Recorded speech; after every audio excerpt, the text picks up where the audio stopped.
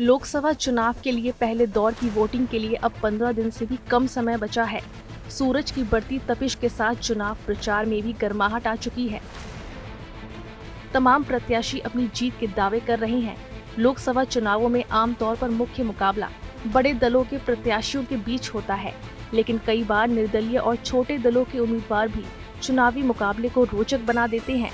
इस बार के चुनाव में भी कम से कम 3 ऐसे उम्मीदवार हैं जो अपने प्रदर्शन से चौंका सकते हैं और बड़ी पार्टियों को झटका दे सकते हैं।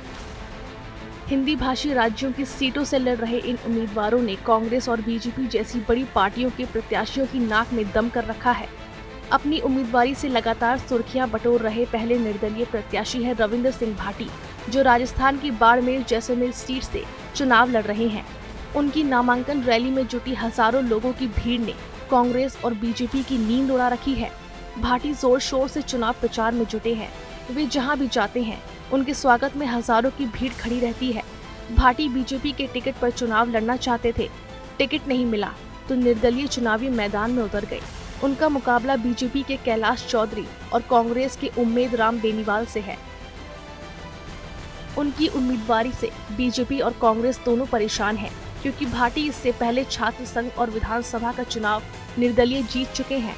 भाटी अपने भाषणों में दोनों पार्टियों पर हमला करते हैं और स्थानीय मुद्दों की चर्चा कर लोगों से वोट देने की अपील करते हैं।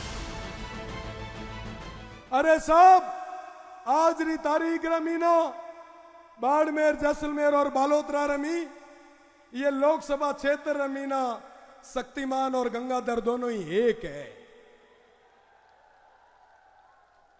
शक्तिमान देखियो ना, वो गंगाधर ही शक्तिमान है तो वहां कहना चाहूं कि ए तेरी राजनीति रमीना एक नयो उबाड़ आया पड़ियो, सब एक वह पड़िया, सब कहता कि साहब ये रेले कराओ, हूं या मीना ये ना तोड़ा थे हुए मीना तोड़ो।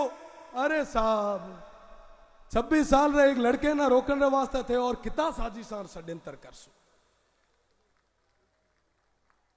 ए जनता जवाब मांग है था गुडा। भाटी की ही तरह अपनी उम्मीदवारी से चर्चा बटोर रहे एक और प्रत्याशी हैं चंद्रशेखर आजाद रावत।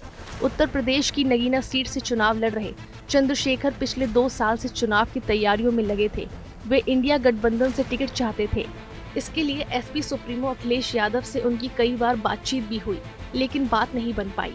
इसके बाद वे आजाद समाज पार्टी के टिकट पर चुनावी रण में उतर गए, जिसके वे अध्यक्ष हैं। भाटी की तरह चंद्रशेखर भी लगातार चुनाव प्रचार में लगे हैं और उन्हें लोगों का समर्थन भी मिल रहा है।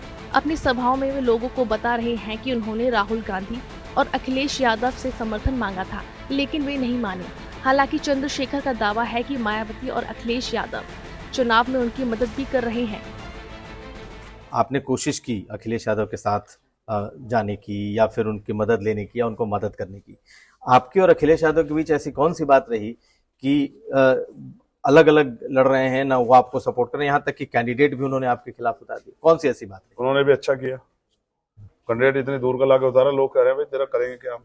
यानी वो भी मदद कर रहे हैं आपकी? अब समझ रहे हो ना, मैं आपको फिर कह रहा हूँ, उनकी मजबूरी रही होगी कैंडिडेट उतारना बेचारों की। ये सीधे भी तो मदद कर सकते थे, कैंडिडेट ना देते? क्या पता, फिर आप लोग ये बहन जी की बात तो समझ में आती है कि चलो एक उन्होंने, वो भी तो भाई हैं, वो कौन सा कह रहे हैं मुझसे।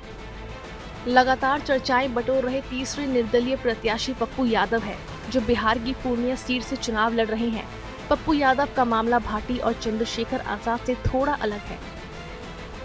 पप्पू इंडिया गठबंधन से टिकट चाहते थे और इसके लिए उन्होंने अपनी जन अधिकार पार्टी का कांग्रेस में विलय कर लिया, लेकिन सीटों के बंटवारे में पूर्णिया सीट आरजेडी के खाते में चली गई।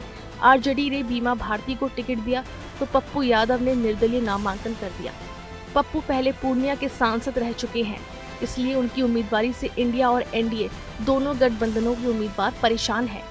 पप्पू अपने भाषणों में बार बार आरजेडी पर धोखे का आरोप लगाकर लोगों से सहानुभूति हासिल करने का प्रयास भी कर रहे हैं। जनता के आशीर्वाद से मेरे पास कोई पार्टी नहीं थी, तो जनता का आशीर्वाद से निर्दलीय चुनाव। पहले भी आप 4 बार यहाँ से निर्दलीय जीत चुके हैं, यानी कि जनता की पसंद है आप।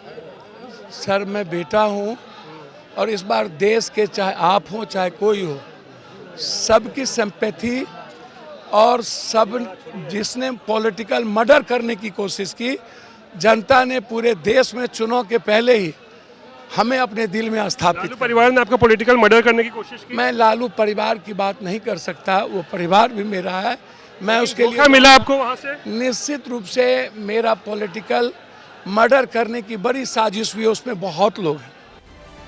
लोकसभा चुनावों के लिए निर्दलीय उम्मीदवारों को आमतौर पर वोट कटवा भी माना जाता है।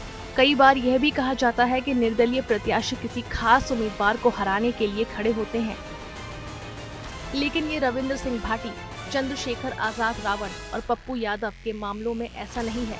ये तीनों सीरियस कैंडिडेट हैं और अपनी अपनी सीटों पर चौंकाने की क्षमता रखते हैं। चुनाव आज तक।